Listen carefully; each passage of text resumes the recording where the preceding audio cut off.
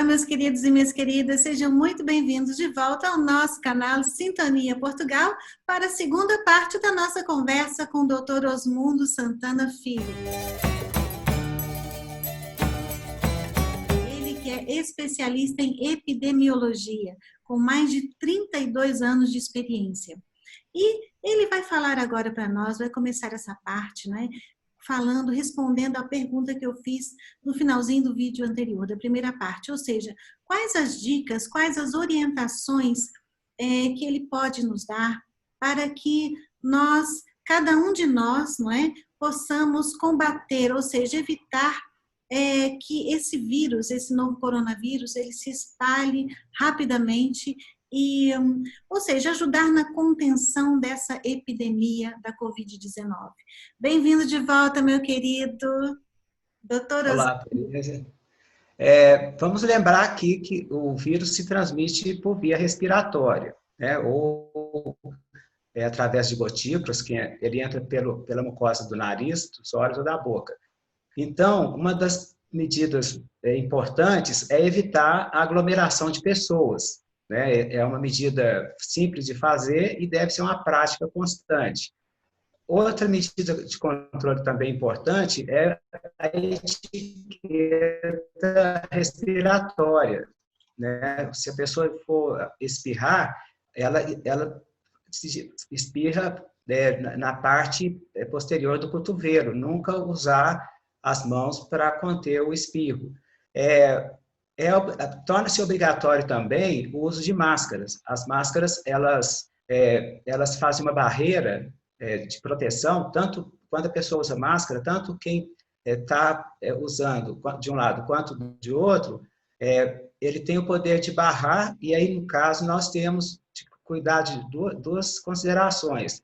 A maneira correta de usar a máscara, né, e o tempo de uso da máscara, porque tem pessoas que põem a máscara e ficam com ela o dia inteiro, né? Aí, veja bem, nós temos as máscaras cirúrgicas, e alguns países passaram a recomendar também o uso de máscaras de pano, como é o caso do Brasil, para a população. Até porque as máscaras cirúrgicas e a N95, que são máscaras de procedimento de profissional de saúde, elas passaram a ficar em falta no país, dada a demanda, né? O Brasil encomendou máscaras no exterior, só que foi num período que estava toda uma demanda. Então, vários países também fizeram essa mesma demanda. Então, voltando, né, evitar aglomeração, etiqueta respiratória, uso de máscara. E aí, na questão do uso de máscaras, tem algumas considerações, né? Quando a pessoa for colocar a máscara, sempre pegá-la pelo elástico, né? Colocá-la no rosto. Essas máscaras cirúrgicas, elas têm um dispositivo, um ferrinho na parte superior, que é exatamente para você ajustá-la no nariz. A máscara deve ser colocada de forma que pegue até a metade do nariz. Porque tem gente que coloca a máscara abaixo do nariz, o nariz fica de fora.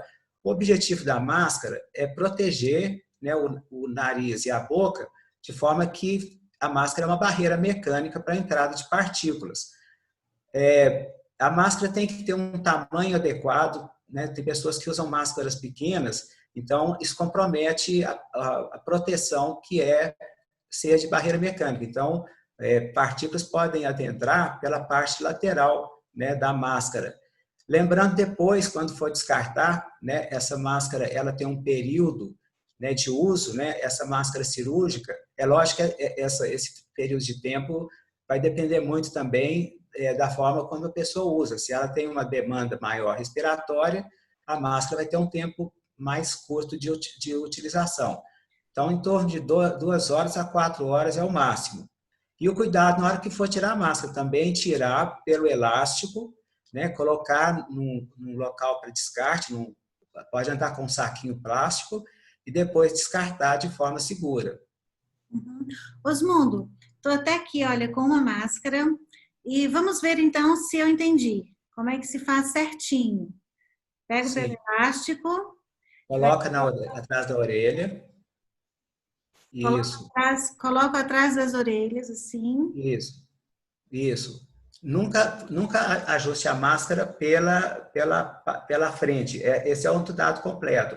Aí você vai colocar isso, essa máscara você vai apertar aqui na parte de cima para ela ajustar esse araminho que tem aí, né? É importante também ele cobrir aqui sob o queixo.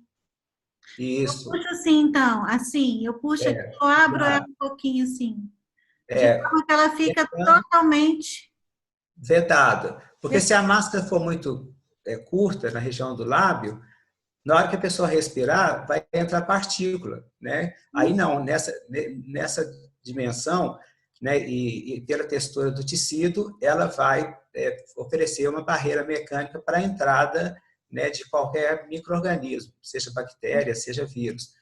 Então, um lembrete muito importante, nunca tocar a máscara as mãos na frente da máscara, porque aí você vai aqui. contaminar as mãos.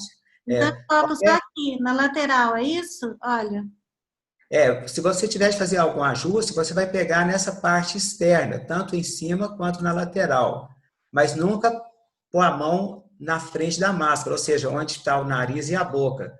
Porque isso vai fazer com que você contamine as mãos e, evidentemente, onde você tocar, vai transferir vírus, né, da máscara para sua mão e da sua mão para outros objetos. E desse Essa é jeito, a forma correta.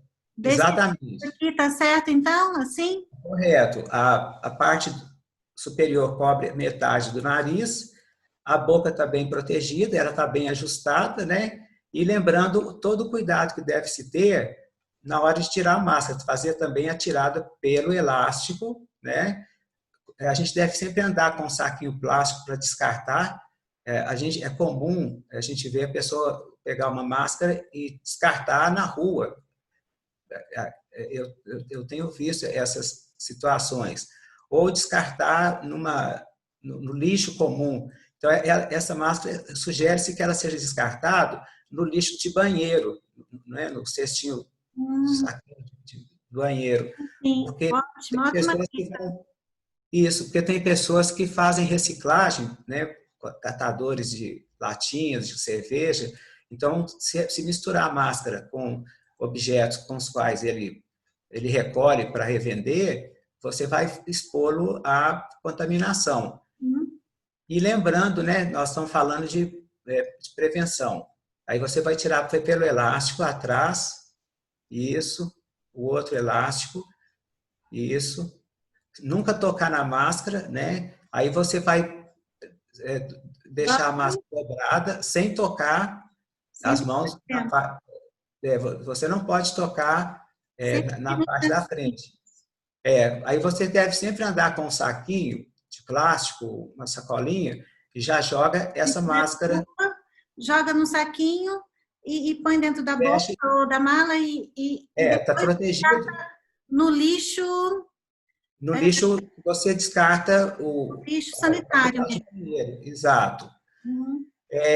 Lembrando que o certo é você, então, levar um saquinho, né, uma sacolinha para colocar a máscara que você usou e outro para você tirar a máscara, a nova máscara para ser utilizada. Lembrando que sempre antes de colocar a máscara, depois de descartá-la, ou lavar as mãos, se você estiver em casa, com água e sabão, ou álcool em gel. Porque se você pegar na máscara que você vai usar, depois de ter tirado, Na sem ter nova, lavado né? as mãos, a nova máscara pode correr o risco de você contaminá-la. Então, entre uma operação e outra, a mão deve estar sempre limpa.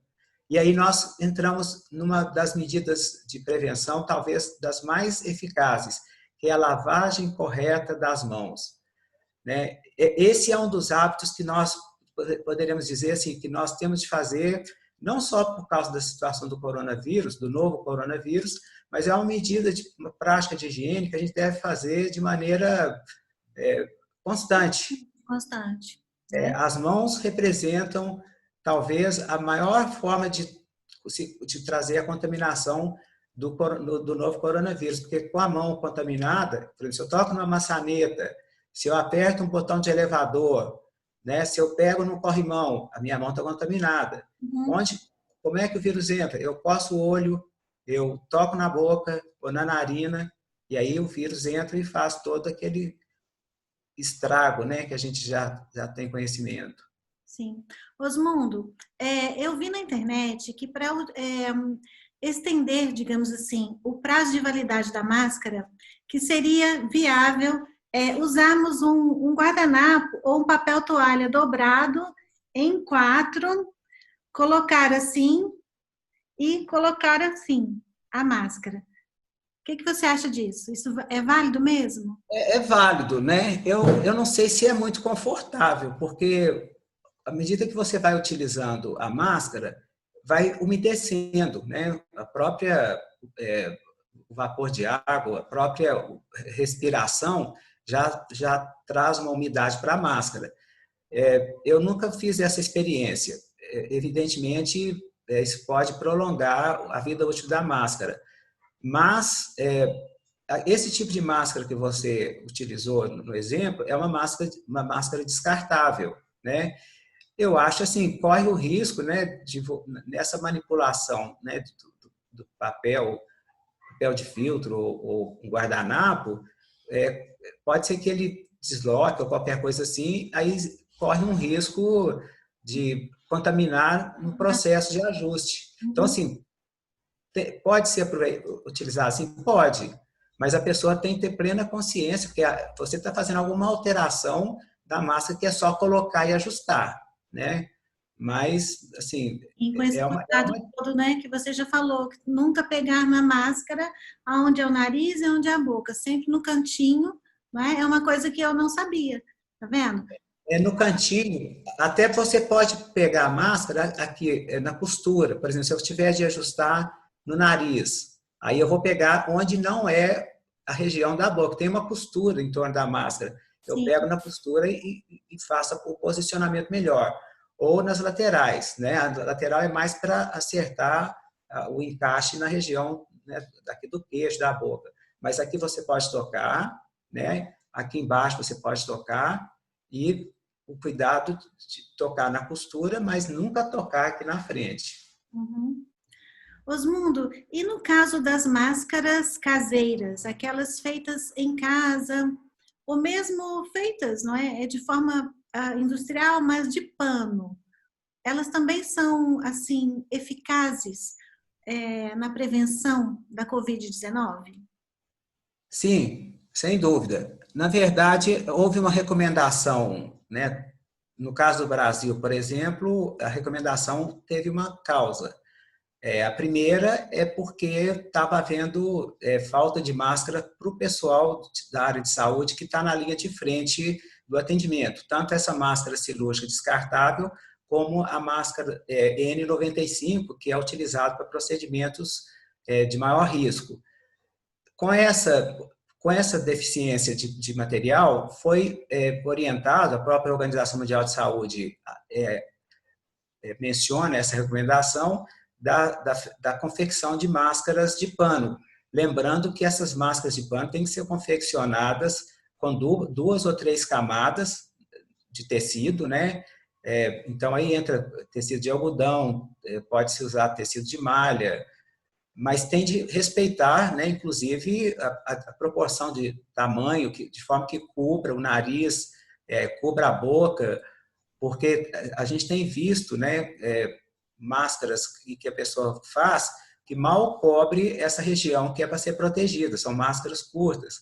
Então, e com como essa prática foi muito disseminada, muitas pessoas começaram a fazer máscara para vender, né, que passou a ser uma forma de ganhar algum dinheiro, etc.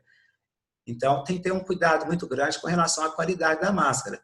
Por que a de pano foi indicada?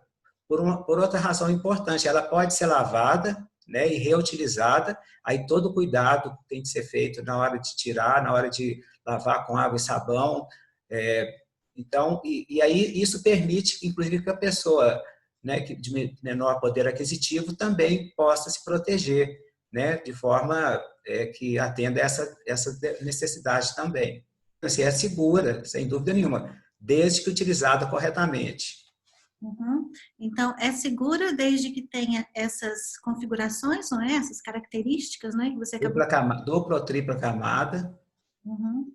E tem que ser utilizado da forma correta, como a gente já mostrou aqui, não é? Nunca pegar na frente, não é? Onde é o nariz e a boca, não é? Sempre nas laterais, ajustar sempre por cima, não é? Puxar aqui para baixo, não é, Osmundo?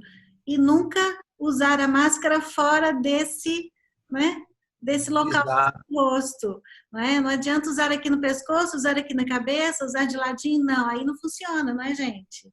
Não é? Não, só fazendo um comentário, eu já vi gente puxar a máscara para baixo, né? Ficou parecendo um cachecol, sei lá, e fumando. Ou seja, aí depois ele puxa a máscara e cobre, né? Então, assim, não tem utilidade nenhuma. Pelo contrário, ele está se contaminando, além de, se ele fuma, né, ele já acaba entrando no grupo de risco.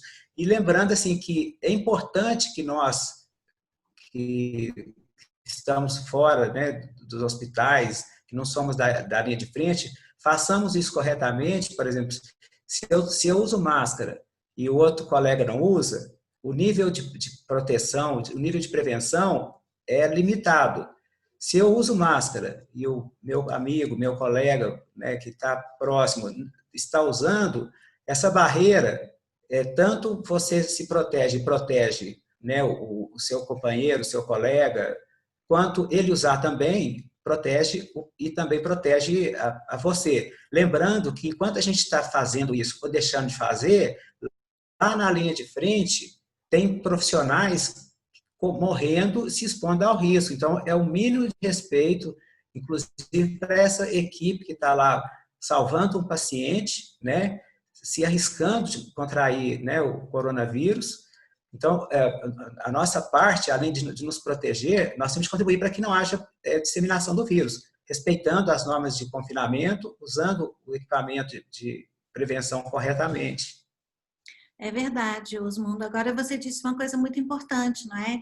Porque se a gente não se importa conosco, não é?